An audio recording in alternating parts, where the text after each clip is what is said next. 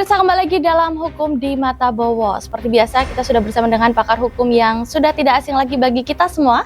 Siapa lagi kalau bukan dengan Profesor Sunarno Edi Wibowo, SHM Hum. Langsung saja, kita sapa, apa kabar, Prof? Alhamdulillah, baik-baik. Makin seger nih, Prof. Kelihatannya makin langsing nih habis puasa. Oh iya, soalnya puasa terus. Mungkin mau sekali mengucapkan maaf lahir batin dengan pemirsa setia Surabaya TV, Prof. Saya sampaikan. Saya mengucapkan selamat Idul Fitri meskipun terlambat, lahir batin, minal aidin wal faizin. Barangkali ada sesuatu kurang berkenan, baik disengaja maupun tidak. Ada sesuatu ucapan yang kurang berkenan, saya mohon dimaafkan hari ini dilebur. Oke. Masih belum tepat. Maaf lahir batin ya, Prof ya. Dan di studio Prof juga sudah hadir adik-adik mahasiswa dari UPN Surabaya yang nantinya tuh juga bisa bertanya-tanya seputar permasalahan hukum terkait topik hari ini ataupun di luar topik, boleh ya, Prof ya? Boleh, semua aja boleh. Oke. Yang namanya kita memberikan edukasi sampai di seluruh dunia, sampai di Indonesia, sehingga banyak para akademisi yang melihat tentang yang lagi ngetren-ngetren. Betul, Prof. Tentunya konten ini. Betul, dan ketika kita ngomongin yang lagi ngetren-ngetren, sepertinya kita nggak afdol ya, Prof, kalau kita nggak berbicara tentang konflik militer antara Iran dan Amerika Serikat yang masih panas, Prof. Katanya Israel juga masih belum menunjukkan titik terang perdamaian, Prof. Imbas dari konflik ini katanya sudah mulai terasa secara global, di mana harga minyak dunia naik secara signifikan dan menyebabkan krisis energi di banyak negara. Akibat dari diblokadenya Selat Hormuz oleh Iran, selat yang selama ini menjadi jalur lintasan pelayaran kapal-kapal yang mengangkut 1/5 pasokan minyak dan gas alam cair dunia. Nah, Prof Bowo melihat hal ini seperti apa? Apakah sejauh ini Prof Bowo merasakan dampaknya sudah ada nih buat Indonesia? Indonesia kan ada, cuman Indonesia harus ada keterbukaan. Jangan sampai tidak ada satu kejujuran. Baik Filipina aja sudah mulai Asia merambat kemana-mana. Kalau Timur Tengah sudah oke. Kalau yang ini nantinya dikarenakan satu, minyak itu, gas, ya sumber daya alam itu merupakan satu bagian vital bagi ekonomi. Kalau sudah minyak, ya minyak ini ya, sumber daya alam, kalau sudah goyang akan goyang. Kita melihat tahun 98 ketika Presiden Soeharto sudah kecenderungan yang lain, baik ke barat atau ke timur, akan digoyang. Jadi Amerika itu senengannya satu, tujuannya ketika ada Timur Tengah dan sebagainya, apa ketujuannya? Minyak sebetulnya. Nah ini nggak diketahui sebetulnya. Dan diketahui oleh bangsa kita. Ya contohnya Presiden Prabowo ini sebetulnya harus memang bijak.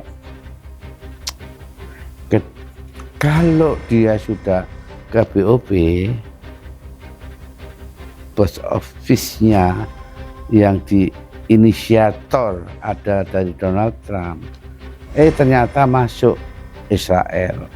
Dari situlah akhirnya ya khususnya orang Indonesia ini kurang empati juga. Karena Israel itu merupakan satu bagian tidak punya diplomatik di kita. Jangan bicara membuat rekening, tapi kita nanti akan terjadi. Oke, jadi ada tanda tanya ya, Prof, kenapa kita bergabung dalam board office yang dimana salah satunya ada keanggotaannya ada Israel, tapi kita tidak ada hubungan diplomatik sebetulnya dengan Israel, seperti itu. Tidak ada hubungannya. Nah, Amerika itu menggunakan piagam PBB ketika seakan-akan pasal 51 itu antara ini bahaya, ada teroris, ada ini, ada nuklir dan sebagainya. Ini hanyalah lagu-lagu lama. Nah akhirnya apa? Sekarang minta damai. Jangan lihat segala sesuatu melihat sejarah. Kalau Persia itu nggak akan nyerah dia, malah dia nyerah. Ini belum lama ini. Indonesia sudah mulai goyang. Tapi apapun bentuknya, nanti kita lihat aja April ini. Contohnya bulan Rebo apa sekarang? WFA, Prof. WFA. Oke. Berarti kan sudah mengurangi. Itu sudah Mulai salah satu dampaknya ya, Prof ya. Dampak Itu yang ini sudah kita rasakan sekarang. sekarang. Nah, nanti Prof di masa yang akan datang, kalau menurut prediksi Prof Bowo akibat dari perang ini apa dampak signifikan yang dirasakan masyarakat Indonesia? Apalagi kalau kita berbicara soal dampak yang langsung tentang sandang pangan masyarakat luas, itu kan tentu juga menjadi keresahan, Prof. Dampaknya menengah ke bawah. Karena ada 3 hal. Indonesia itu ladang korupsi, kemiskinan, pendidikan dipakai MPG. Kemudian kalau bisa satu perampasan aset. Sampai sekarang itu tidak pernah terjadi. Ya kita itu seharusnya harus melindungi rakyat. Jangan sampai ketika sudah kampanye rakyat adalah rakyat. Sebetulnya rakyat ini dirugikan. Rakyat itu baru tahu, sadar ketika saya diwawancarai. Pak Bowo kalau ngomong kok memang sesuai ya dengan apa yang menjadi hati nurani. Enggak begitu asalkan ABK, apa Bapak senang ya. Seperti itu enggak. Ya saya guru besar. Masa harus bicara yang bicara yang subjektif. Jangan. Rakyat itu penting. Kita melihat teori-teori yang lama, baik Plato, Socrates, Agustinus, dan lain-lainnya. Negara tanpa rakyat itu nggak akan berdiri. Contohnya, Indonesia itu hanya satu, yang dicari pajak terus. Nah kan, pokoknya pajak. Tapi inovatif, kreatif, ya. Contohnya bagaimana membangun negara itu. Contohnya sumber daya alam dikuasai orang-orang tertentu, sampai tidak punya banyak yang nggak legal. Itu kan menjadi salah satu negara harus memang introspeksi. Nah, banyak teman-teman saya yang di luar negeri, dia nggak akan pulang karena dianggap Indonesia nggak memberikan satu hal-hal yang berhubungan prestasinya. Kalau dia itu pinter ya harus memang dihargai lah. Jangan disamakan. Kalau dulu zamannya Mega, ya adanya Undang-Undang 13 ya, tahun Undang-Undang 13 nggak main-main. Dengan adanya Undang-Undang 2 ya, berapa ya, 13 kalau nggak salah itu, ya mohon maaf itu sampai ada outsourcing. Outsourcing itu kalau dulu, sekarang kan bisa hanya 3 bulan, 6 bulan, kalau gitu sudah tidak bisa lagi. Itu sebetulnya nggak perlu rakyat. Saya ngomong nggak perlu rakyat. Janganlah begitu ketika hanya kepentingan diri sehingga ini. Oke. Tapi sekarang ini dikarenakan adanya seperti ini, kembali lagi kan. Negara ini bagaimana memimpin sesuatu yang benar. Jangan sesuatu hanya untuk kepentingan-kepentingan. Ketika korupsi semakin lama, baik pemerintah daerah banyak ketangkap, KPK dan sebagainya. Sampai Yakult itu kok bisa baru pertama kali ada tahanan rumah, tahanan kota, tahanan negara, tahanan rumah. Ini menyakitkan sekali. Berarti apa? Berarti sudah tidak ada kepercayaan. Seperti itu. Okay. Apakah ada di balik ini? Seperti itu. Kok sampai bisa tahanan kota? Ini menjadi suatu, mohon maaf, bagi saya adalah yang tidak baik. Oke, kita mungkin kembali ke soal perang Iran Israel yang tadi Ya. Prof Bo sudah sebut dampaknya dirasakan, salah satunya akhirnya kita harus WFH karena mungkin kekurangan cadangan minyak yang sudah semakin menipis, Prof. Dan apalagi Prof yang harus dilakukan masyarakat Indonesia karena mengingat dampaknya semakin lama kata Prof Bo akan semakin terasa di kita, bukan hanya mulai dari sisi minyak nih, dari segi ekonomi seperti apa Prof? Ya akhirnya ya tingkat sabuk benar-benar. Jadi semua itu pada rakyat. Negara jangan menari-nari di atas rakyat. Toh hanya seperti itu. Kita melihat loh. Semua bisa melihat sekarang. Ya kan? Nah itu harus agraris. Sehingga apa? Sehingga bisa makan, alhamdulillah. Nggak tahu ini. Saya bagaimana negara ini, polanya bagaimana. Sekarang negara semua pada ya kondisinya seperti ini. Susah minta bantuan ke sana, kemari dan sebagainya. Bagaimana ini? Nanti akhirnya semua itu yang menjadi dampak adalah rakyat kecil. Rakyat kecil itu hanya makan itu bertahan tuh alhamdulillah loh. Yang lainnya menari-nari sampai ya kekayaan diambur-amburkan kayak gitu. Seharusnya itu harus memang harus toleransi lah. Jangan sampai seperti itu. Banyak ini sebetulnya.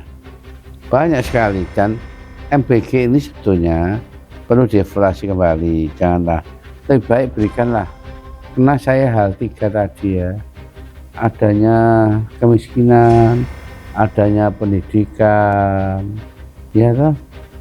Terus yang paling besar ini korupsi. Korupsi itu adalah uang rakyat. Terus kemana nantinya, dikembalikan kemana korupsi itu? Oke, kasihan loh ya. Dan tadi Prof Bo menyinggung tentang korupsi berkali-kali nih. Menurut Prof Bo sudah sefatal apa nih kondisi korupsi di Indonesia dan harusnya apa yang dilakukan sebagai tindakan nyata untuk memberantas korupsi saat ini, Prof? Ya kalau bisa hukuman mati atau dipancung atau ditembak kayak di China itu loh. Kalau korupsi sudah begitu langsung tembak, biar tahu masyarakat biar jerah. Jangankan korupsi itu. Karena kita itu sistemnya itu adalah negara parlementer atau presidensil. Tapi yang jelas ini dampak dari Selat Hormuz itu. Ketika sampai perang terjadi lama, ini mengaruhi tentang ekonomi kita. Oke, luar biasa ya dampaknya ya Prof. Jadi dampak ekonomi dari perang Iran Israel ini tentu juga akan dirasakan oleh Indonesia, terutama di rakyat kalangan kelas menengah ke bawah. Dan itu tetap menjadi masalah karena apabila dampak ekonominya terasa tetapi korupsi terus berjalan, akhirnya yang susah masyarakat kelas bawah sendiri. Seperti itu ya Prof? Masyarakat yang bawah itu tentunya kendaraan, mobil, tambah lama, tambah ya saya tahu. Sampai loh PBB itu datang ke rumah. Sampai orang PBB dulu enggak. Sampai datang rumah bayar pajak bumi dan bangunan tuh. Sampai ke tiap RT dan gedok. Itu saya kira itu enggak ada etika. Ya kalau orang punya. Kalau enggak punya, ini dampak dari perang ini akan terjadi. Alhamdulillah, mudah-mudahan bisa selesai. Maka dengan demikian, jadilah seorang pemimpin yang baik. Jadilah pemimpin itu harus benar-benar punya suatu kualitas. Benar-benar seorang pemimpin itu harus ada kenegaraan. Jangan pemimpin dikarenakan politik, gak bisa apa-apa, cuma nanyalah begini begitu, akhirnya apa? Akhirnya yang susah rakyat sendiri sebetulnya. Oke, baik Prof. Sepertinya perbincangan kita semakin panas, tapi tahan dulu Prof, karena kita akan kembali setelah yang satu ini. Tetap bersama kami dalam Hukum di Mata Bowo.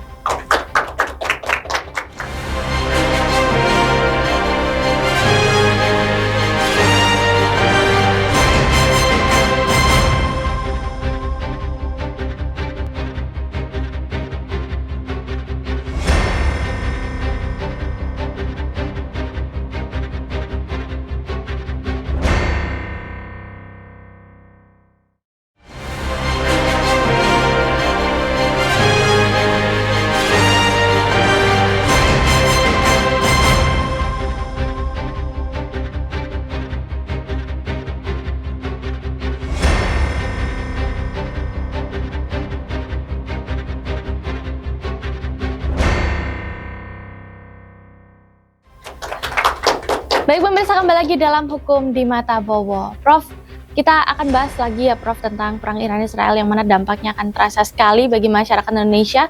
Dan kalau kita flashback ke belakang Prof, sebenarnya bagaimana Prof Bowo menilai serangan Amerika Serikat dan Israel kepada Iran Prof? Apakah serangan itu sudah sesuai dengan hukum internasional atau seperti apa?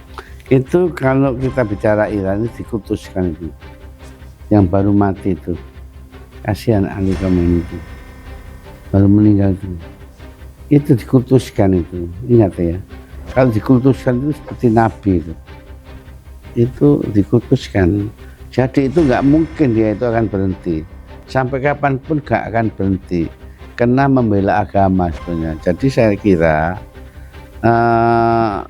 melihat di Timur Tengah itu ya, orang-orang Islam itu kadang-kadang secara tidak langsung nggak pro pada Iran. Sebenarnya Iran itu nggak pernah loh menyenggol kemana, ke sini kemana. Kenapa? Karena hanyalah satu, ya, pro ke orang-orang yang agresor Amerika itu. Donald Trump itu nggak main-main ya, dia seorang pejudi loh ya. Itu nggak bisa diperkirakan dengan apa hal-hal yang A, B, C, D nggak bisa. Tapi yang jelas ini akan terjadi lama. Perang ini akan terjadi lama. Prediksi Prof Bowo. Akhirnya kalau sudah lama, Indonesia itu nggak bisa mendung, karena ya Indonesia satu hal. Pertama, ketika ada kematian Ali Khamenei itu tidak pernah memberikan satu belasungkawa kan. Kedua, pendekatan tidak pernah kan. Ketiga, mau hal-hal yang berhubungan, mohon maaf ini, mau ada negosiasi, nggak mungkin mau. Malah yang kelihatannya yang agak Yusuf Kala itu akan diperhatikan, sama mereka diperhatikan. Nah, ya apa kita kematian kan belasungkawa itu ya lama. Nah inilah apa yang diharapkan, karena Indonesia tidak lepas dengan negara-negara lain. Contohnya sekarang negara Cina, Rusia, ini kan ada pendekatan sekarang. Kelihatannya ini nantinya di bawah, di balik layar ini, Rusia sama Cina nanti. Makanya rudalnya itu sampai nggak habis-habis. Oke, jadi menurut Prof Bowo langkah apa yang seharusnya dilakukan Indonesia, apalagi dengan posisi Indonesia yang adalah politik luar negeri bebas aktif, Prof? Nah, dengan demikian Indonesia memberikanlah, kalau saya kesempatan, ada simpatik bahwa bagaimana memberikan sesuatu pada Iran itu, karena ini kemanusiaan, datang ke sana kemanusiaan, karena kita kan punya PMI, Palang Merah Indonesia, kemanusiaan di sana. Tapi untuk sementara memang agak susah, tapi komunikasi lewat Yusuf Kala sebenarnya. Itu paling untuk Yusuf Kala itu hanya jalan awal. Meskipun dia tidak sebagai presiden, itu seperti itu. Yusuf Kala ke sana dan komunikasi yang baik sehingga api, elok gitu loh. Kalau sekarang, kalau presiden kita ke sana itu mohon maaf, karena biasa ya, kita arahnya sekutunya itu loh, bukan ke Iran, ke BOP kan, sekutu kan BOP, dan bermundur ya. Dan saya yakin janganlah masyarakat itu tidak kejujuran, karena apapun ketika menjadi anggota itu mesti harus bayar iuran, nggak mungkin nggak bayar iuran. Contohnya kita itu sudah punya PBB, kok ada tandingan seperti itu. Tapi tidak apa-apa, itu ada urusan. Tapi kalau Donald Trump sudah nggak jadi, apa yang nanti? Kalau PBB kan masih ada, tapi orang-orang yang negara-negara barat itu dipertimbangkan semua. Nah, orang-orang ada pangkalan itu ketakutan dikarenakan seperti itu. Jadi sebetulnya negara-negara itu apa ya, ada ketergantungan sebetulnya, tapi kita harus mengagumilah tentang hukum internasional, hubungan internasional, piagam PBB, Dewan Keamanan, itu harus kita patuhi. Jangan sampai kita satu persatu tentang adanya hubungannya dengan pasal per pasal, tapi yang jelas BOP itu ternyata apa yang menjadi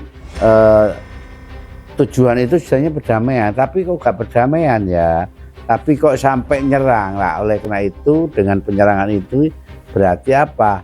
Misi dan misinya pada pasal 1 kalau nggak salah Tidak sesuai ya, tidak Prof? sesuai tentang BOP itu. Karena menurut Prof bahwa visi misi BOP tidak sesuai, lalu dengan masuknya Indonesia ke dalam BOP sendiri dipertanyakan ya, Prof? Karena kan tidak sesuai visi misi, seperti itu, Prof? Sebetulnya perannya itu baik dikira, tapi paskanya itu loh, paskanya itu seperti itu kok begitu ya, kok nyerang gitu. BOP ditandatangani, semua tanda tangan di depan, di TV di mana dan sebagainya. Nggak pernah dibaca dan sebagainya, tapi nggak usah resening lah. Ini sudah kesalahan besar. Jadi jangan sampai ada terulang kembali seperti ini. Oke. Prabowo nggak boleh, Presiden Prabowo seperti itu. Ketika kita bicara ya, pasal 7, pasal 9, pasal 11, pasal 7 itu bisa dimaksulkan loh ya. Pasal 11 ketika menyatakan perang, menyatakan ada perdamaian, menyatakan ada perjanjian, baik bilateral itu harus persetujuan. Itu yang berhubungan dengan, sorry ya, ini berhubungan dengan konstitusi. Pasal 9 dan sebagainya itu seperti itu. Jadi ketika seorang kepala negara itu diangkat berdasarkan, sorry ya, Undang-Undang Dasar dan Pancasila.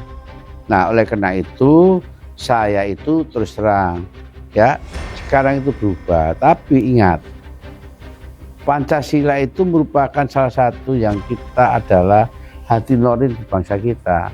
Kalau dulu P4 ya, pengamalan penghayatan Pancasila, sekarang nggak ada.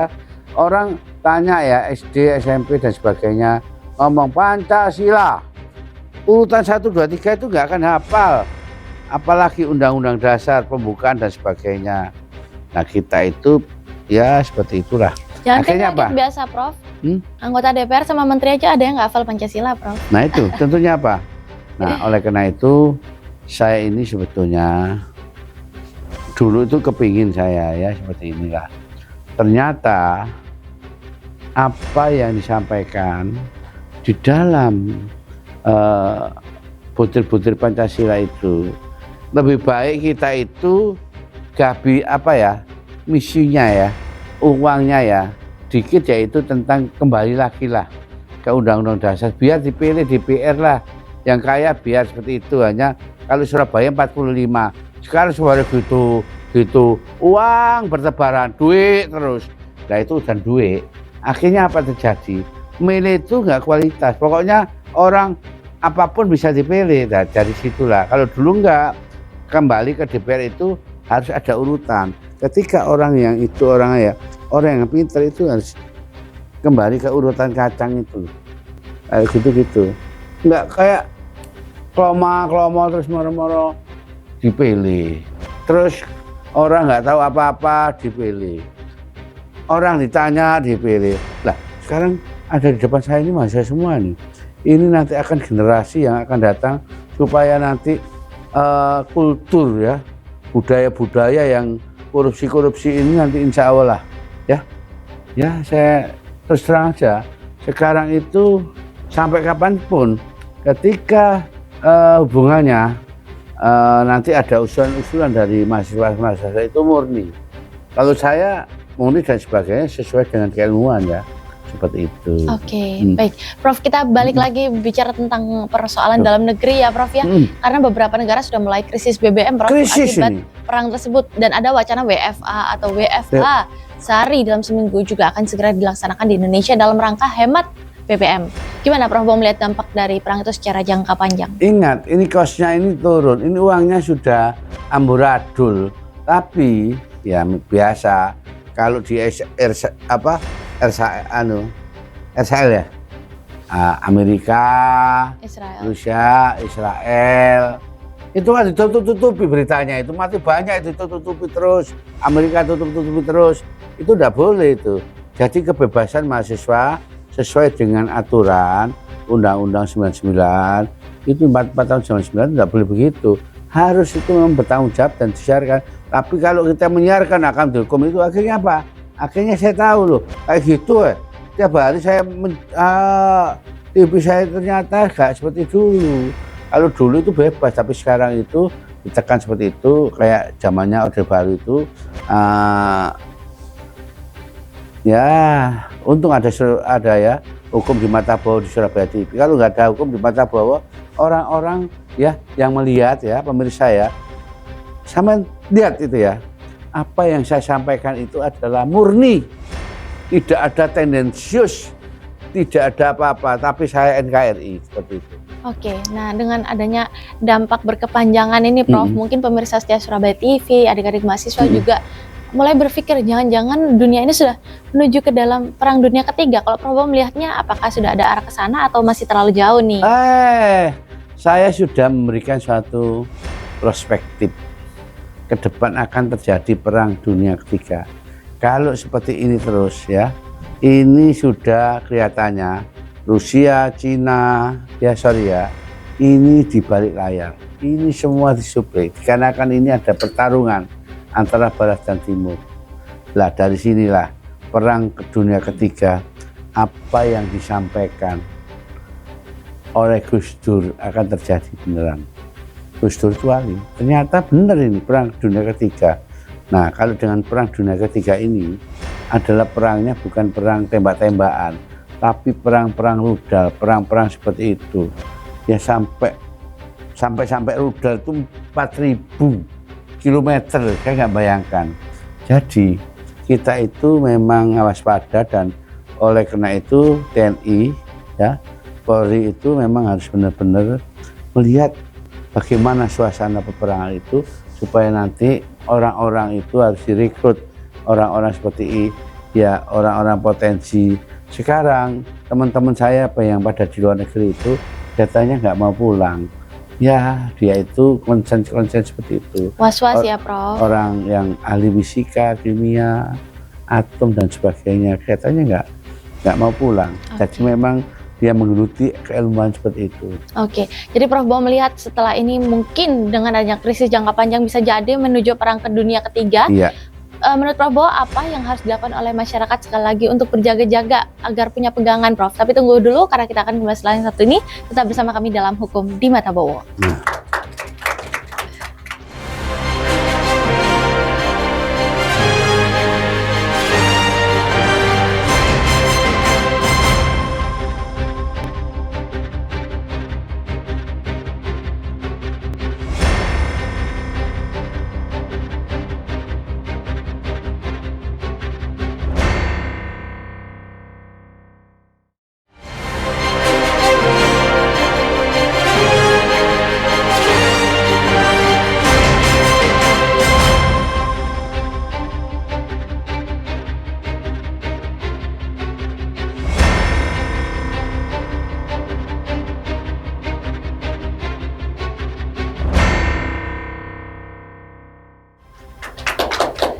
Baik pemirsa, kembali lagi dalam Hukum di Mata Bowo. Prof, seperti biasa kalau sudah masuk segmen 3, artinya kita mau mendengarkan sesi tanya jawab dari adik-adik mahasiswa. Boleh ya Prof ya? Yang penting ini adalah kemurnian. Tidak ada suatu indikasi yang berbau-bau politik. Ya. Kalau yang lain ini sudah nggak percaya saya sama hubungannya yang lain-lain itu, yang ada hubungannya politik-politik itu udah senang. Ini memang nggak politik, memang benar-benar edukasi, benar-benar pendidikan benar, akademis benar. Oke, murni ya Prof. Murni. Ya? Kalau gitu kita boleh langsung dengarkan ya Prof pertanyaan dari adik-adik mahasiswa dari UPN Surabaya. Silakan, waktu dan tempat kami sediakan. Izin Prof, perkenalkan nama saya Putri Isnaini dari Fakultas Hukum UPN Veteran Jawa Timur.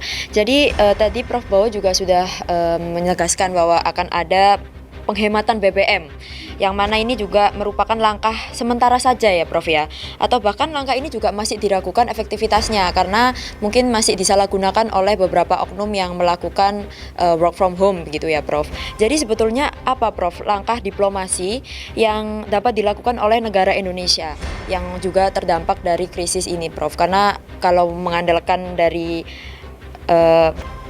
penghematan BBM ini hanya langkah sementara begitu Prof.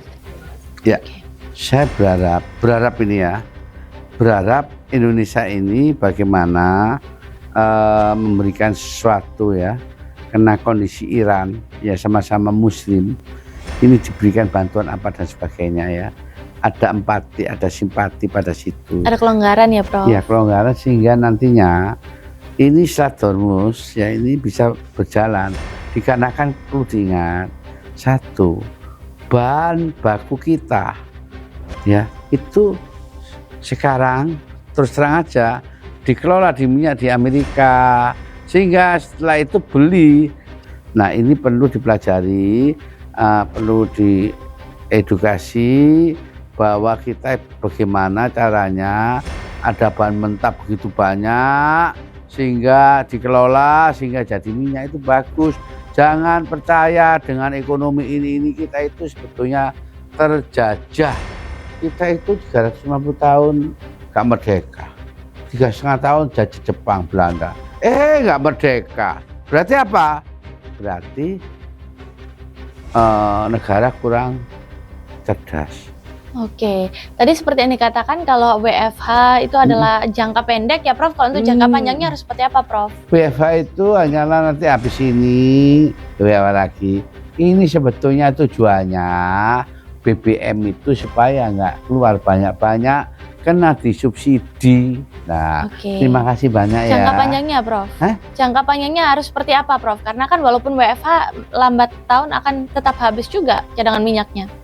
Tetap tekan habis. Jadi sekarang itu bagaimana Indonesia itu punya suatu misi, suatu yang berhubungan dengan kreatif, yaitu bagaimana kita itu bahan baku dikelola menjadi minyak.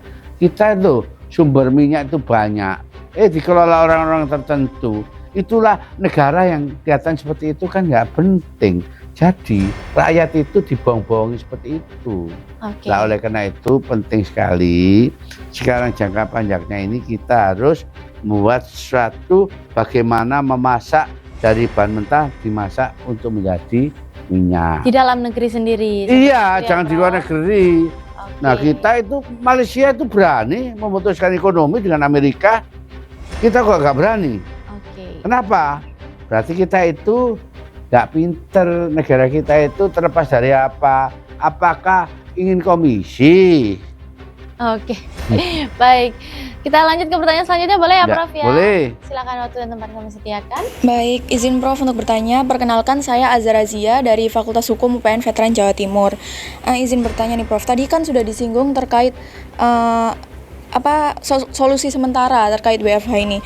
Menurut pandangan Prof nih, apa langkah yang lebih efektif untuk menanggulangi kondisi krisis BBM ini daripada WFH itu sendiri? Karena WFH ini sendiri sering disalahgunakan, yang dimana harusnya bekerja dari rumah, tapi masyarakat ini tetap melakukan berpergian keluar, yang dimana hal tersebut menjadi tidak efektif untuk penghematan BBM itu sendiri, Prof. Iya, terima kasih. Sebetulnya, Mbaknya, ya, ini mohon maaf, sebetulnya ini sudah kelihatan. Ini hanyalah sebagai reasoning, menghalus, bahasanya diperhalus. BBM kita itu loh sebentar lagi tidak ada sesuatu yang berhubungan dengan kita, kan masih dikasih BBM itu ya, subsidi. Habis ini loh subsidi tidak ada. Jadi negara itu senengannya pajak terus, tapi dikembalikan, mana buktinya? Contohnya BPJS mau dinaikkan, dinaikkan. Saya dulu protes kok, kesehatan, pendidikan. Malah sekarang itu saya dulu ya saya percaya. Saya dulu gak pernah makan. Ya, sekolah itu makan bulgur, sego jagung. Dulu waktu sekolah, tapi saya alhamdulillah saya senang. Ternyata Hal ini malah orang-orang yang dikasih pemahaman disunat semua itu MBG itu. Berarti apa? Berarti MBG itu kalau bisa serahkan pada orang tuanya supaya orang tuanya ngelola sendiri sehingga anaknya sekolah. Nah, kembali lagi ke pertanyaan.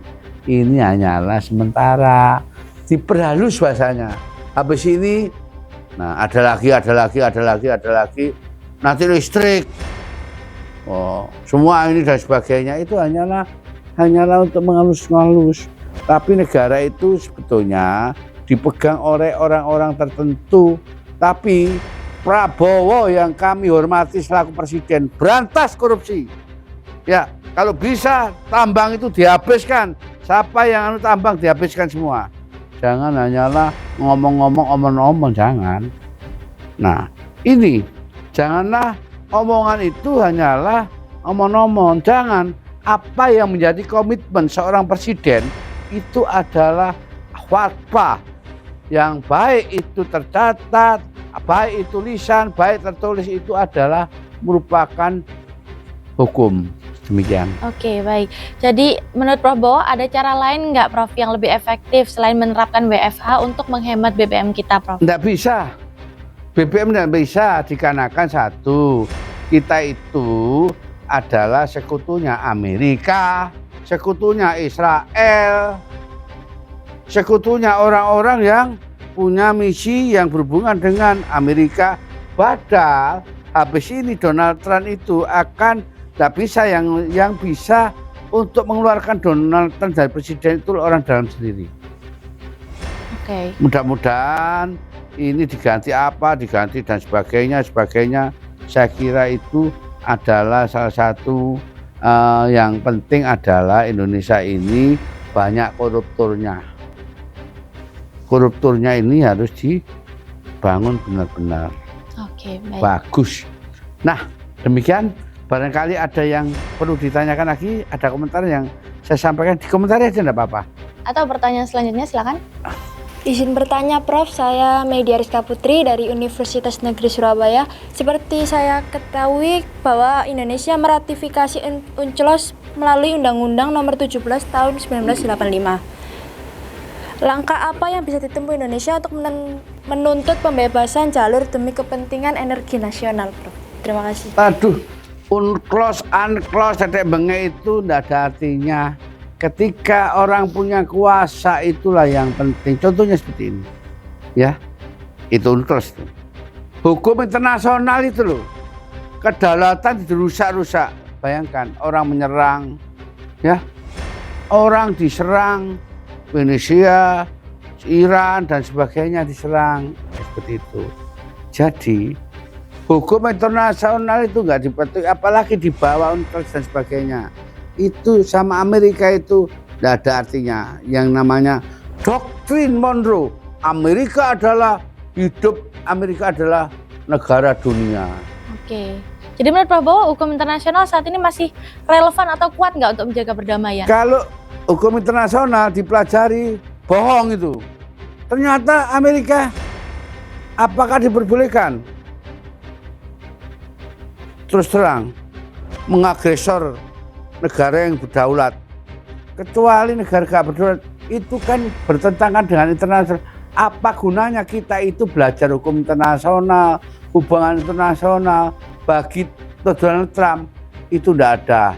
Dia itu adalah negara dunia seperti itu. Oke, baik. Kita lanjut ya Prof, ke pertanyaan selanjutnya boleh? Silakan, waktu 5 menit kami sediakan.